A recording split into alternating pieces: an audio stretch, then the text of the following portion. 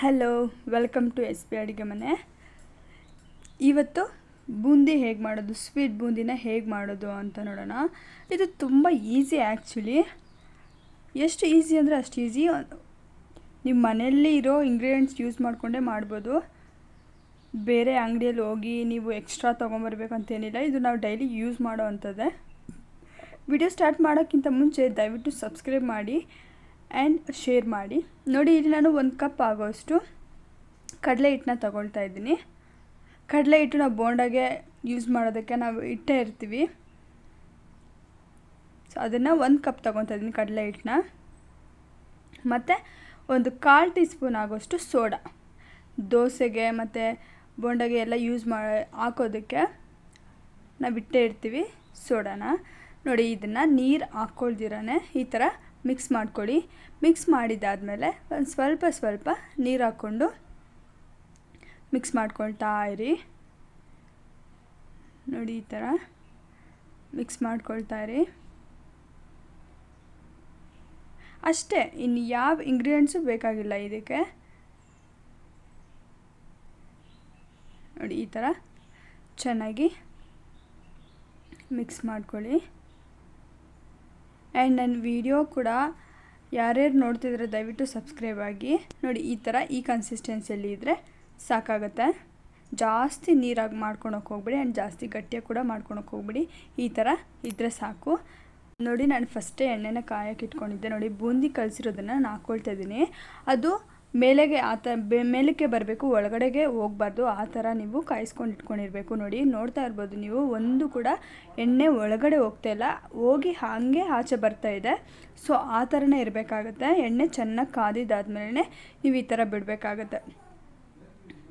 ನೋಡ್ತಾ ಇದ್ದೀರಾ ಎಷ್ಟು ಚೆನ್ನಾಗಿ ಉಬ್ಬಿ ಎಷ್ಟು ಚೆನ್ನಾಗಿ ಬರ್ತಾಯಿದೆ. ನೋಡಿ, ಈ ಥರ ಆದಮೇಲೆ ನೋಡಿ, ಜಾಸ್ತಿ ಏನು ಬೇಯಿಸೋಕೆ ಹೋಗಬೇಡಿ, ಎಣ್ಣೆಯಲ್ಲಿ ಫ್ರೈ ಮಾಡೋಕ್ಕೆ ಹೋಗಬೇಡಿ.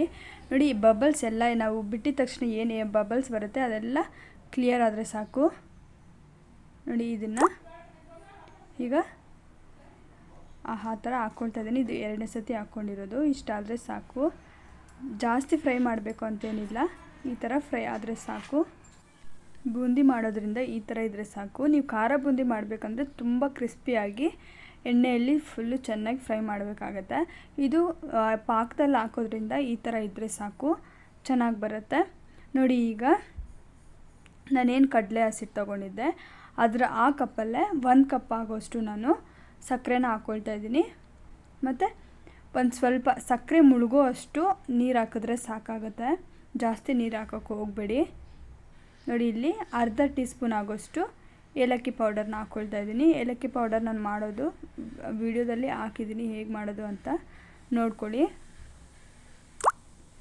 ನೋಡಿ, ಈ ಥರ ಮಿಕ್ಸ್ ಮಾಡಿಕೊಂಡು ಒಂದು 10 ನಿಮಿಷ ಚೆನ್ನಾಗಿ ಕಾಯೋದಕ್ಕೆ ಬಿಡಿ. ಮತ್ತು ಒಂದು 5 ಡ್ರಾಪ್ಸ್ ಆಗೋಷ್ಟು ನಿಂಬೆ ರಸನ ಹಾಕ್ಕೊಳ್ಳಿ ಸಾಕು. ಯಾಕೆ ನಿಂಬೆ ರಸ ಹಾಕ್ತಿದ್ದೀರಂದರೆ, ಪಾಕ ಎಲ್ಲ ಕಾದಿದ್ದಾದಮೇಲೆ ಏನು ನಾವು ಖಾರ ಬೂಂದಿನ ಮಿಕ್ಸ್ ಮಾಡ್ತೀರಲ್ವ, ಸೊ ಆವಾಗ ಸಕ್ಕರೆ ಥರ ಗಟ್ಟಿ ಅಂಟ್ಕೊಂಡಿಲ್ಲ. ಸೊ ಅದಕ್ಕೇ ನೋಡಿ, ಈಗ ಬಾದಾಮಿನ ಸಣ್ಣದಾಗಿ ಕಟ್ ಮಾಡಿಕೊಂಡು ಹಾಕ್ಕೊಳ್ತಾ ಇದ್ದೀನಿ. ನೀವು ಬೇಕಾದರೆ ಡ್ರೈ ಫ್ರೂಟ್ಸ್ ಎಲ್ಲನೂ ಹಾಕ್ಕೊಳ್ಬೋದು. ನಾನು ಇಲ್ಲಿ ಸಿಂಪಲಾಗಿ ಮಾಡ್ತಾ ಇರೋದ್ರಿಂದ ಜಸ್ಟ್ ಬಾದಾಮಿ ಹಾಕ್ಕೊಂಡಿದ್ದೀನಿ ಅಷ್ಟೇ. ನೀವು ಅದನ್ನು ಕೂಡ ಸ್ಕಿಪ್ ಮಾಡ್ಬೋದು.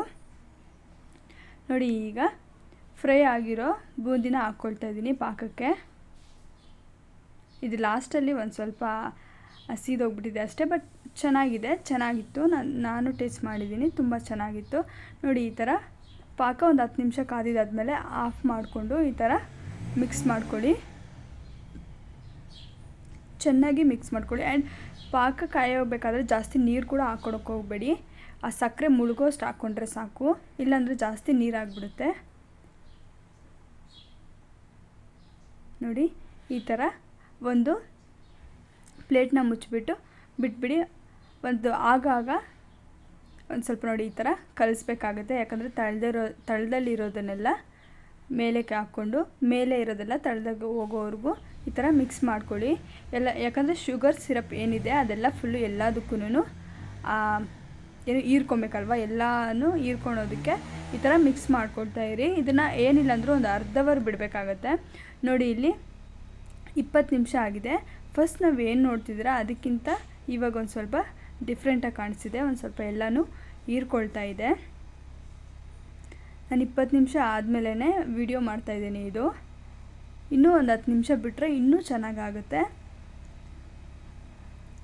ಎಷ್ಟು ಚೆನ್ನಾಗಿದೆ. ಆ್ಯಂಡ್ ಇದು ಜ್ಯೂಸಿ ಆಗಿರುತ್ತೆ ನೋಡಿ, ಎಷ್ಟು ಜ್ಯೂಸಿ ಆಗಿದೆ ಅಂದರೆ ನನ್ನ ಕೈಯಲ್ಲಿ ಪಿಂಚ್ ಮಾಡಿ ನೋಡ್ತೀನಿ ನೋಡಿ, ಎಷ್ಟು ಪ್ರೆಸ್ ಮಾಡಿ ನೋಡ್ತೀನಿ ಎಷ್ಟು ಜ್ಯೂಸಿ ಆಗಿದೆ ಅಂತ ಹೇಳ್ಬಿಟ್ಟು ನಿಮಗೆ ಗೊತ್ತಾಗುತ್ತೆ. ಬೂಂದಿ ಜ್ಯೂಸಿ ಆಗಿದ್ರೇ ತುಂಬ ಚೆನ್ನಾಗಿರೋದು, ಡ್ರೈ ಆಗಿದ್ದರೆ ಅಷ್ಟು ಚೆನ್ನಾಗಿರೋದಿಲ್ಲ. ಇದನ್ನು ಬೇಕಾದರೆ ಇನ್ನೂ 20 ಮಿನಿಟ್ಸ್ ಬಿಟ್ಟರೆ ಇನ್ನೂ ಡ್ರೈ ಆಗುತ್ತೆ, ಅವಾಗ ಇನ್ನೂ ಚೆನ್ನಾಗಿರುತ್ತೆ. ಈಗ ಬೂಂದಿ ರೆಡಿಯಾಗಿದೆ. Thanks for watching. Thank you.